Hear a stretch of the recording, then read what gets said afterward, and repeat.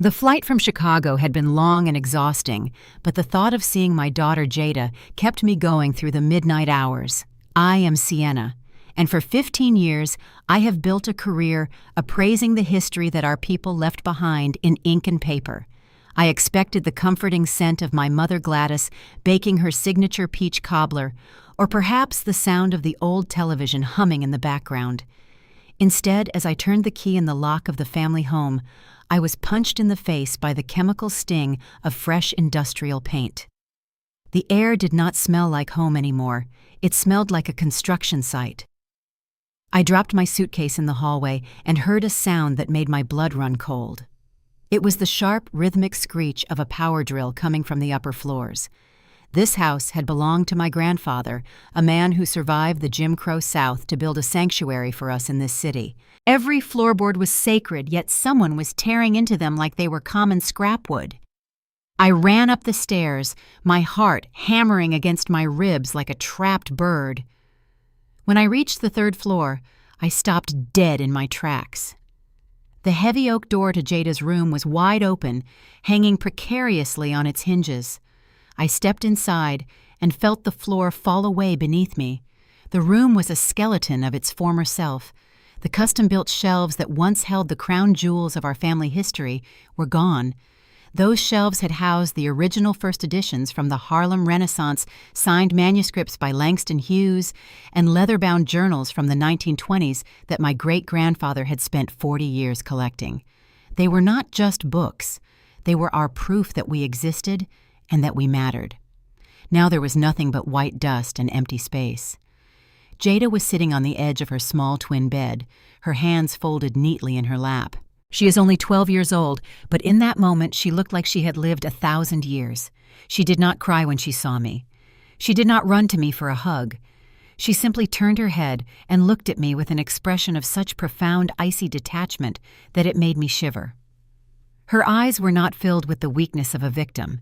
They were filled with the cold, hard clarity of a witness. She looked at the empty wall where our legacy used to live, then back at me, and I realized that the people I called my family had done something far worse than stealing paper. They had broken the sanctuary of a child. I marched down the stairs, each step heavy with a cold and sharpened fury that I had suppressed for 36 years. The noise grew louder as I approached the living room, a sickening mixture of clinking glass and forced laughter.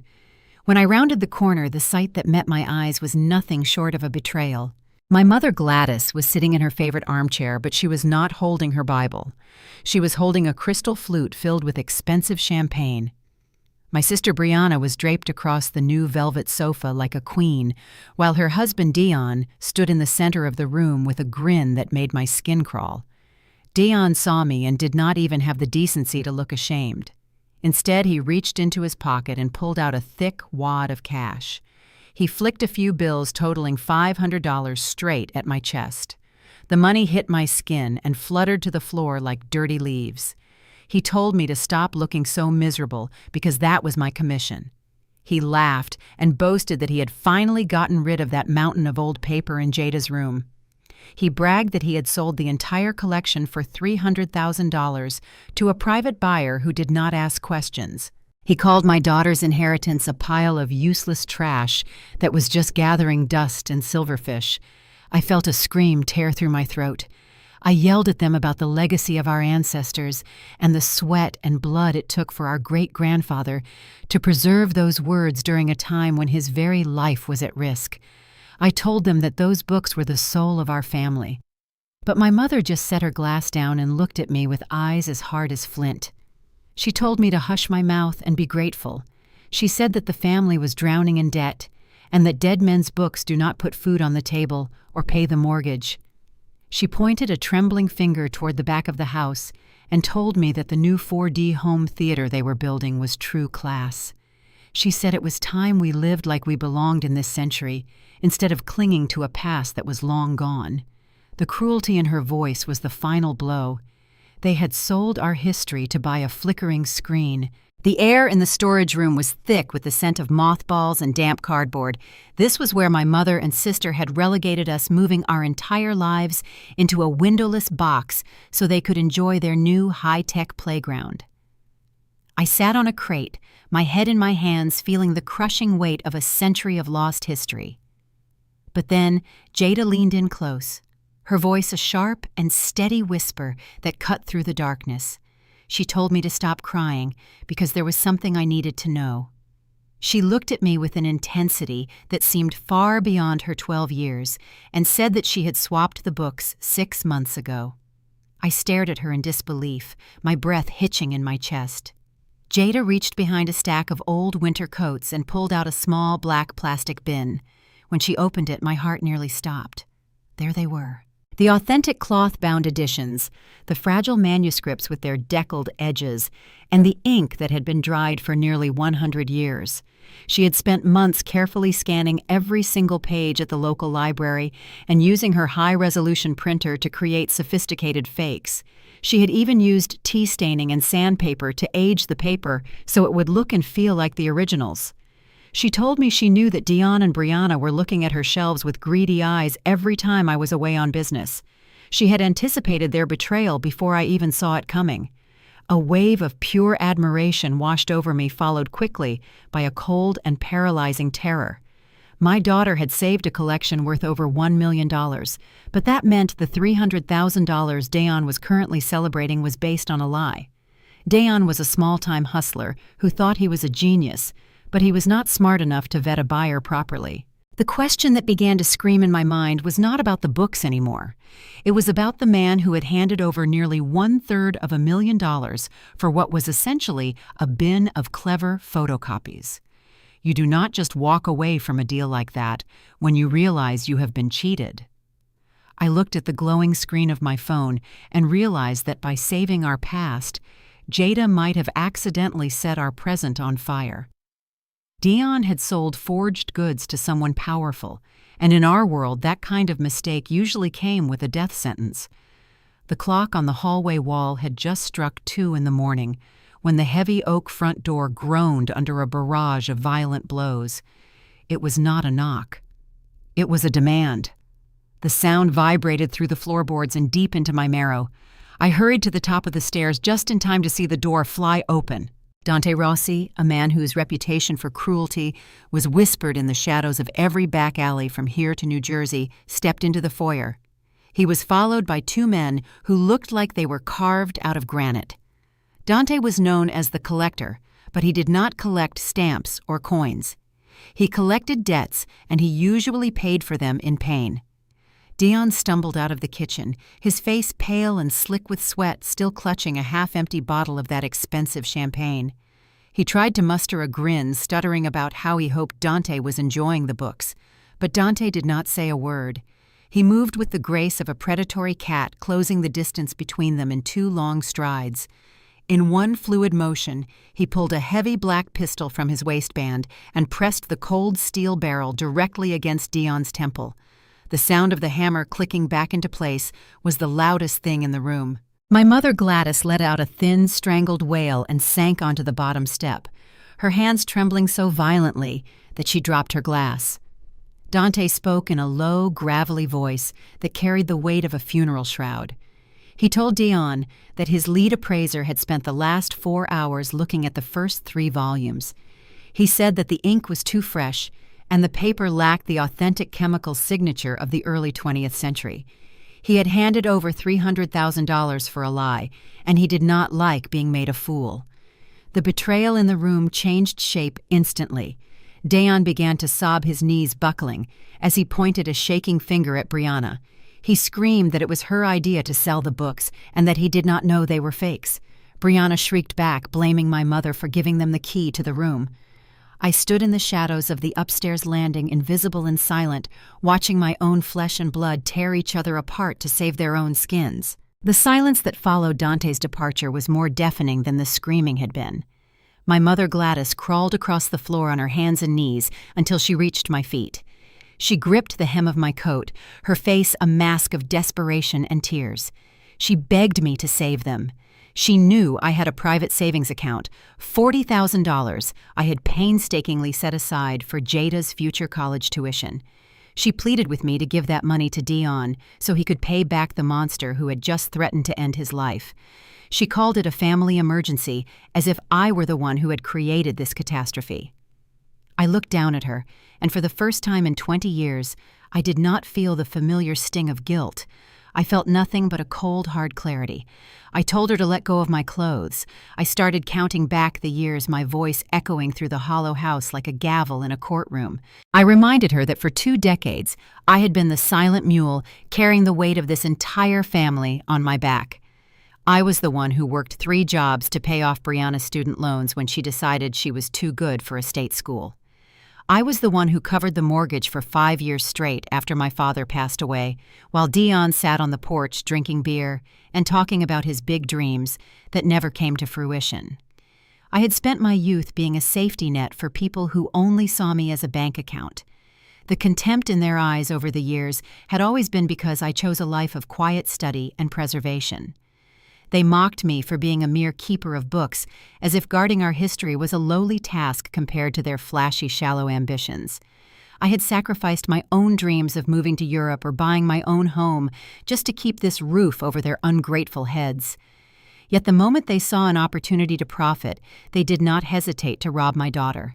They had mistaken my silence for weakness and my loyalty for stupidity. I looked at Brianna, who was still sobbing in the corner, and then at Deon, who could not even meet my gaze. I told them that the era of the doormat was officially over. I told my mother that her golden boy had made his own bed with the devil, and I would not burn my daughter's future just to keep him warm. The tense silence in the room was shattered by a firm, rhythmic knocking at the front door. Before anyone could move, the heavy latch turned, and Reverend Miller stepped into the foyer.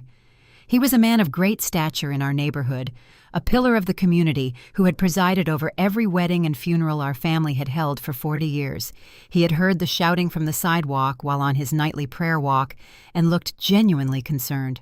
My mother Gladys transformed in an instant. She wiped her eyes, stood up straight, and plastered a trembling, saintly smile on her face that she usually reserved for the front pew on Sunday mornings. She moved toward him, her voice dripping with a fake honeyed sweetness, as she told the Reverend that we were just having a spirited family discussion about the new renovations. She tried to usher him back toward the door, claiming that everything was fine and that the Lord was surely blessing our home with prosperity. But I was finished with the lies and the polished veneers that hid the rot underneath. I stepped out of the shadows and looked the Reverend straight in his eyes, ignoring the frantic silent warnings my mother was burning into my skin with her gaze. I told him that there was no blessing in this house, only theft and betrayal. I spoke loudly and clearly so that the neighbors peering through their curtains could almost hear me. I told him that while he was preaching about the sanctity of the family, my mother and my sister were popping expensive champagne bought with blood money. I revealed that they had broken into a 12-year-old girl's bedroom and stolen her entire inheritance, a collection of history that belonged to our ancestors, just to fund a shallow theater room and pay off the gambling debts of a man who refused to work. The look of pure, unadulterated shock on Reverend Miller's face was more satisfying than any physical blow could have been. In our community, reputation is the only currency that truly matters, and I had just declared my family bankrupt in front of the highest authority we knew. The mask of the respectable, God-fearing family was ripped away, leaving them standing exposed in their greed. My mother's face turned a sickly shade of gray as she realized that by the time the sun rose, every deacon and choir member in the city would know exactly what kind of monsters lived behind these walls. The humiliation was a sharp blade that cut through their pride, proving that some sins are too heavy to be hidden behind a Sunday hat and a forced smile. Dante Rossi had left us with a chilling ultimatum that echoed in the quiet corners of the house like a death knell. We had exactly 24 hours to produce the authentic collection or return every single cent of the $300,000 plus a massive penalty for the insult. The atmosphere was thick with the scent of fear and the desperate realization that time was running out. I did not waste a single second. I picked up the phone and called Sterling, a man I had known for 15 years who operated with the precision of a surgeon and the heart of a shark. Sterling was a high-stakes attorney who specialized in difficult assets and ironclad contracts. He arrived at the house 30 minutes later, carrying a slim leather briefcase and wearing a suit that cost more than the new home theater Deon was so proud of. I gathered my mother Brianna and Deon in the kitchen, where the light from the overhead bulb felt like an interrogation lamp. I laid out my terms with a voice that was as cold as a winter morning in Chicago. I told them that I was the only person on this earth capable of convincing Dante Rossi that a mistake had been made. I told them I could use my professional reputation and my connections to swap the counterfeit books for the real ones so quietly that Dante would never know he had been played. But my help was not a gift of family love. It was a business transaction. I looked my mother directly in her watering eyes and told her that if she wanted Deon to live to see another sunrise, she and Brianna had to sign over the entire deed of this house to me. The explosion of outrage was instantaneous. Brianna screamed that I was a vulture, a cold-hearted sister who was trying to steal their roof in their hour of need. My mother gasped, clutching her chest and accusing me of being a Judas. But I did not blink. I signaled to Sterling, who calmly began spreading the legal transfer documents across the mahogany table. I reminded them that they had already stolen from my daughter, so I was simply taking back what they had proven they were unfit to manage. The conflict reached a fever pitch as Deon began to beg them to sign, his voice cracking with the terror of a man who could still feel the ghost of a pistol pressed against his temple. They were trapped between their greed and their survival. They had spent decades looking down on me as a servant, but now their very lives depended on the stroke of a pen. The sun had not yet risen when the sound of destruction began to echo through the hallways. To appease Dante and cover the immediate interest on the massive debt Deon had incurred, they had to liquidate every luxury they had purchased with the stolen money. There was a cruel and poetic justice in watching the very things they used to insult my daughter being ripped apart. The high-end contractors were long gone, so the task of dismantling the dream fell solely on Deon. I stood in the doorway with my arms crossed, watching him work. He was no longer the arrogant man who had thrown money at my chest. He was a broken shell soaked in sweat and trembling with every movement. The theater room, which had been the pride of their betrayal, was being gutted. Deon had to use a heavy crowbar to pry the leather motion seats from the floorboards. Each time the metal screeched against the bolts, it sounded like a scream of regret. He had paid $50,000 for the sound system and the specialized seating, but now he was selling them back to a liquidator for less than $10,000 just to get the cash within the hour. He was weeping openly as he tore down the soundproofing panels he had so carefully installed. He had built this monument to his own vanity on the ruins of my daughter's heritage, and now he was forced to be his own wrecking crew. My mother and Brianna stood in the hallway clutching each other and watching their short-lived dreams turn into piles of scrap and wires. They had wanted a 4D experience, and now they were getting it in the most painful way possible. They could feel the dust in their lungs, see the ruin of their home, and hear the sobbing of a man who had led them all into a lion's den. I reminded them that the books they sold had survived world wars, the Great Depression, and the Jim Crow era, only to be traded for electronics that did not even last a week. The irony was thick enough to choke on. By the time the liquidator's truck pulled away with the remains of the cinema, the room was nothing but a hollowed-out shell of gray drywall and broken promises. They were left with nothing but the debt and the cold realization that their greed had bought them a ticket to their own destruction. The final confrontation took place in the hollowed-out shell of the living room. Dante Rossi returned exactly 24 hours later, his presence bringing a chill that no heater could combat. My family stood behind me, trembling and silent, pinning all their hopes on the lie they thought I was about to tell.